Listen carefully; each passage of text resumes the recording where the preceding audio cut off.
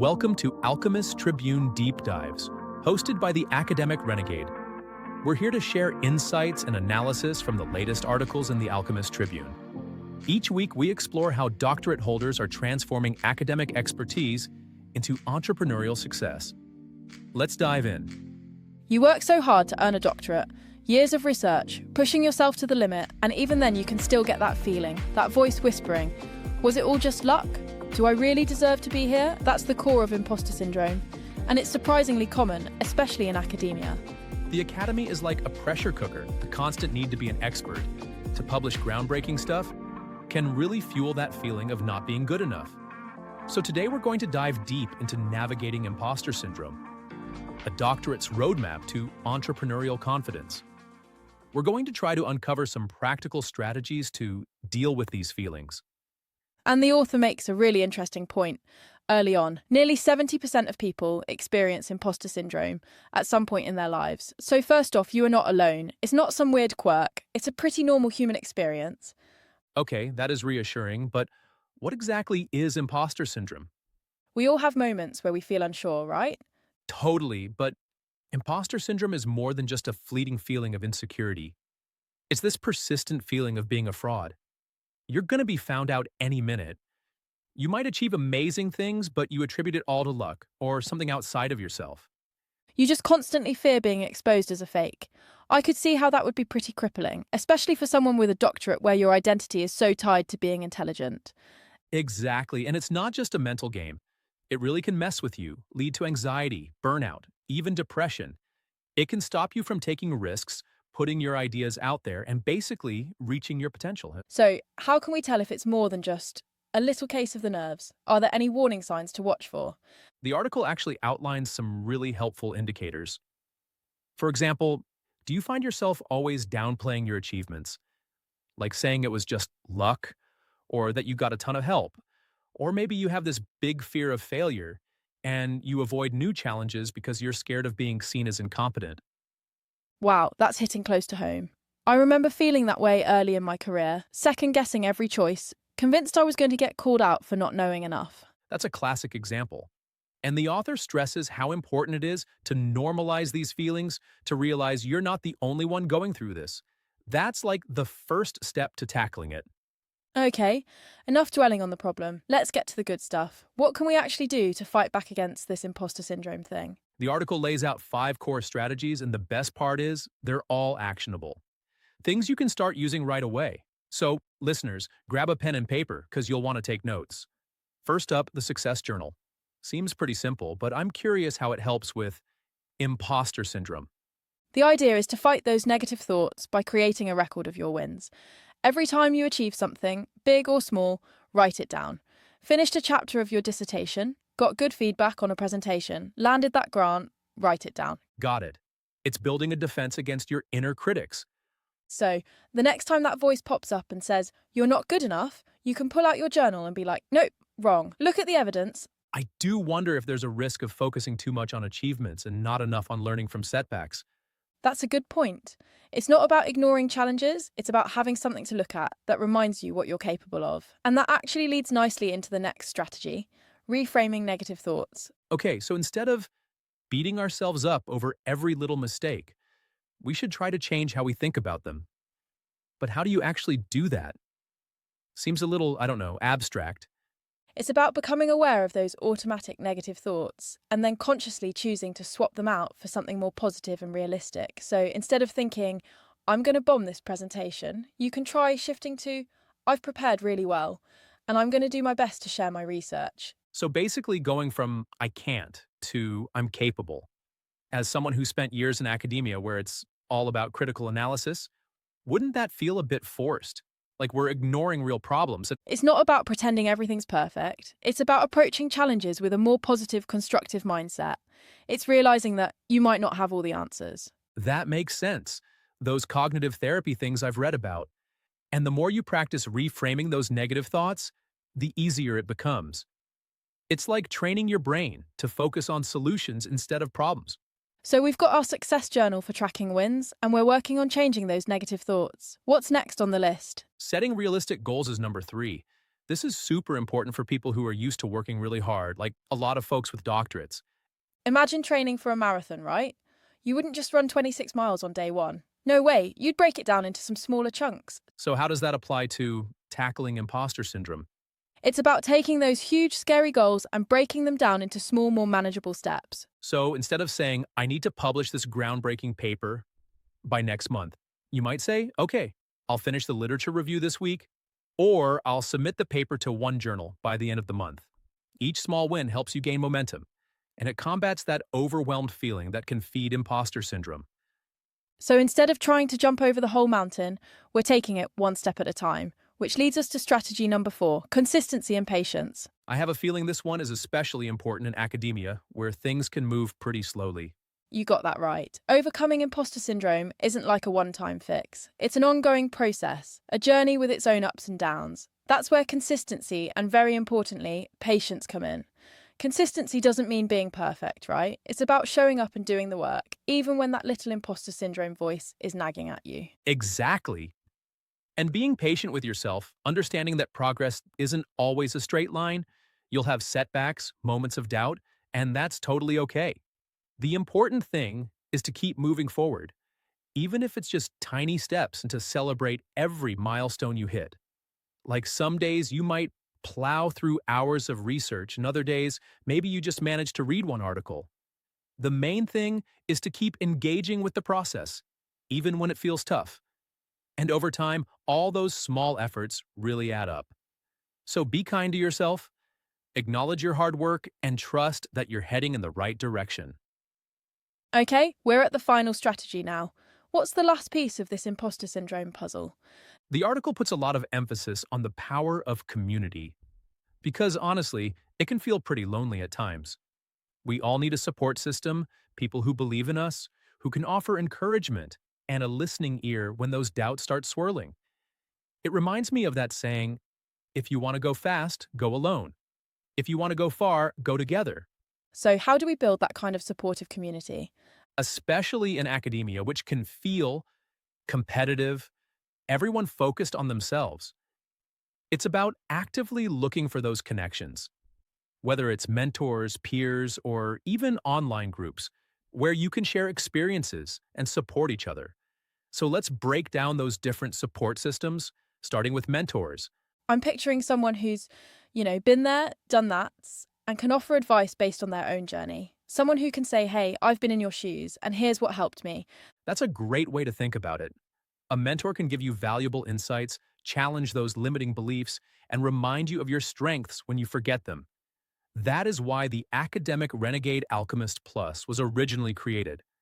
And you might be surprised how many people are willing to help. You just have to ask. So don't be shy about reaching out to those professors you admire, the researchers whose work inspires you. What's the worst that could happen? They say no. Exactly. And even then, you've gained experience by putting yourself out there. But it doesn't always have to be someone way ahead of you in their career. Sometimes just having a friend, a fellow student, who's going through similar things can make all the difference. Oh yeah, peer support is so important. You can celebrate each other's successes, vent about frustrations, and help each other come up with solutions. It's like a buddy system for navigating the ups and downs of academic life. I love that.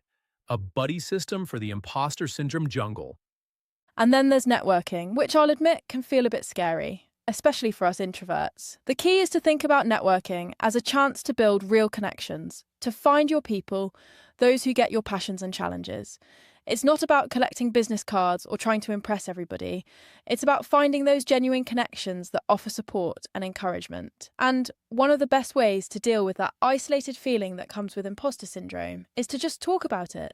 Share your experiences with other people. You'll probably find that you're not alone. Totally. Talking about it normalizes the experience and helps you realize that even the most successful people sometimes struggle with self-doubt.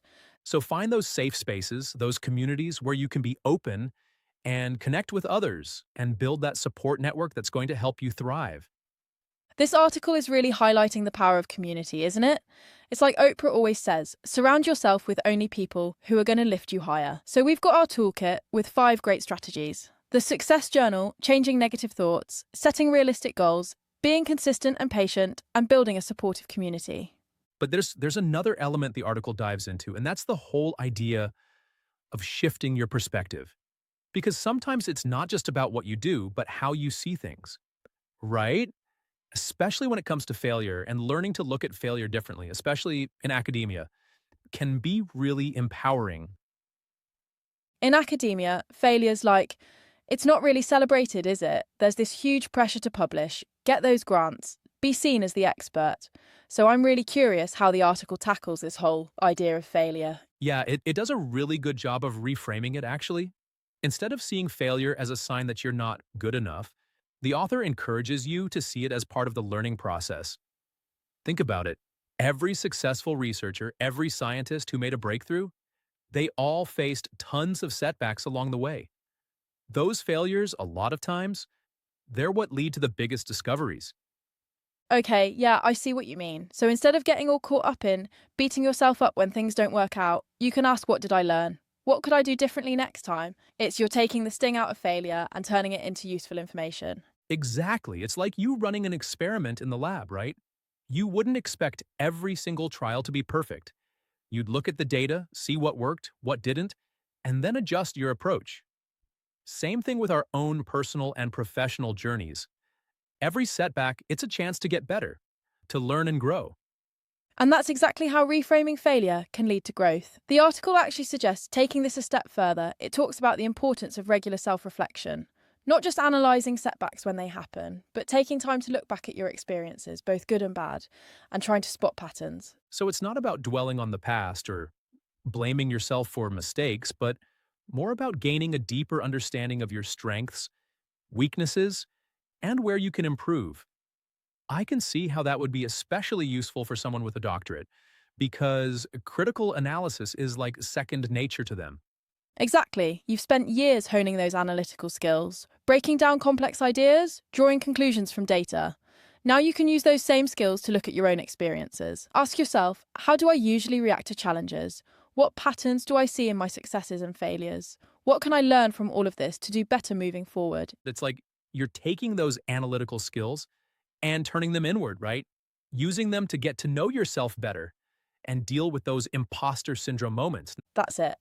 And this kind of leads to developing what's called a growth mindset. Basically, it's the belief that your abilities aren't fixed, that you can improve them through effort, hard work, and being open to learning. So instead of seeing challenges as threats to your ego or intelligence, you see them as chances to learn and expand your skills.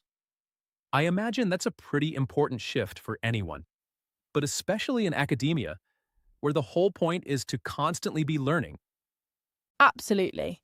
When you have a growth mindset, you approach challenges with curiosity, a desire to learn, instead of being afraid and doubting yourself. Setbacks become temporary obstacles, not these permanent roadblocks. So we've talked about reframing failure and developing a growth mindset.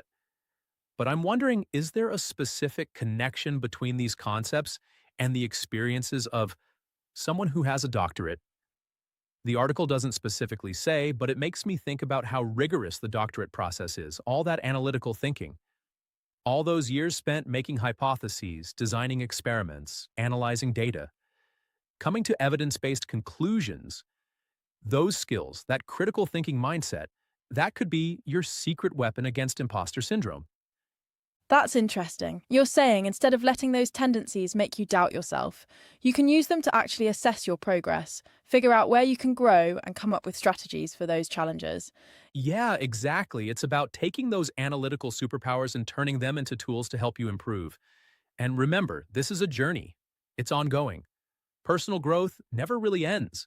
It's about showing up every day, embracing the process, and always trying to be better. Okay, so we've explored how reframing failure and cultivating a growth mindset can help us deal with those imposter syndrome waves. But the article also goes into something else that can have a big impact on this whole process. You're talking about the importance of having a strong support network.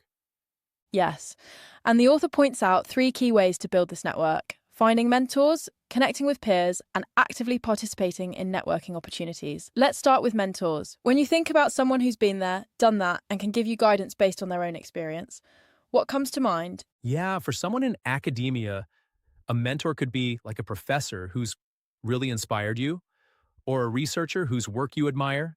even a former classmate who's a few steps ahead of you career-wise. The important thing is finding someone you can learn from, someone who pushes you to grow and offers support along the way. And they don't have to be like a superstar in their field, right? It could be someone who's just gone through similar challenges and can share what they learned. Exactly, and even then, at least you put yourself out there, right? True. And sometimes a mentor doesn't even have to be someone you have a formal relationship with. It could be a colleague, a friend, even a family member who understands your goals and is there to support you. Yeah, that's a good point. Expanding that idea of mentorship beyond the traditional way of thinking about it. But what about peer support? How does connecting with others who are going through the same stuff help with imposter syndrome? Peer support is huge because it gives you that sense of a shared experience. You can celebrate wins together, complain about the tough times, and help each other figure things out. It's like having a study group, but for dealing with the challenges of academia and life in general. It's like those late-night study sessions, except this time you're tackling imposter syndrome together. Right? Exactly. And it's not just about complaining. Peers can also challenge your negative beliefs, give you different perspectives, and keep you accountable to your goals. So we've got mentors to guide us, peers to support us, and then there's networking. I'll be honest, that one still makes me nervous, especially in academia, where it could feel competitive. Yeah, I get it. Think about those conferences you go to, those workshops. Instead of seeing them as just professional obligations, think of them as chances to connect with people who get you, share experiences, and maybe even start some long-lasting friendships or collaborations. For someone with a doctorate, those events could be extra intimidating. You're surrounded by all these brilliant people, groundbreaking research, and it's easy to compare yourself and think everyone else is so much smarter and more accomplished. That's so true. But here's the thing. Everyone, even those seemingly confident presenters and published authors, they have their own insecurities too. A lot of times, the best way to deal with feeling isolated and inadequate is to just talk about it. Share what you're going through. Oh, yeah, that's been my experience too. When I've opened up about struggling with imposter syndrome, people are often like, me too, I thought I was the only one. It's amazing how sharing those vulnerable parts of yourself can connect you with others. For sure, and it's not just about commiserating. Sharing those experiences can lead to deeper conversations, supportive relationships, and a sense of community that really helps you thrive. Okay, so we've talked about finding mentors, connecting with peers, and embracing those networking opportunities to build a solid support system. But before we wrap up this deep dive, I want to go back to something the article really emphasised. You mean the idea that imposter syndrome, as tough as it is, doesn't have to control you? That you can learn to manage it and even use it to your advantage? Exactly. Because here's the thing, sometimes those same qualities that make us susceptible to imposter syndrome are also our biggest strengths. That's such a great point. It's instead of letting those qualities hold you back, you can actually use them to push yourself forward. Think about it. That attention to detail, the drive to always be better, the ability to see things from different angles, those are all amazing assets if you know how to use them. The article doesn't specifically ask this, but it makes me wonder, what if those analytical skills you've developed, maybe through your doctorate, could actually be your secret weapon in fighting imposter syndrome? Now, that's a powerful way to look at it. Instead of letting those analytical tendencies make you doubt yourself, you can use them to look at your progress objectively, see where you can grow, and come up with ways to overcome challenges. It's like turning your inner critic into an inner coach, right? Someone who's there to guide you, support you, and help you reach your full potential. Yeah, exactly. It's about using the power of your mind, your analytical skills, your critical thinking to your advantage. So we've covered a lot of ground today. We've explored what imposter syndrome is, why it happens, and most importantly, what we can do about it.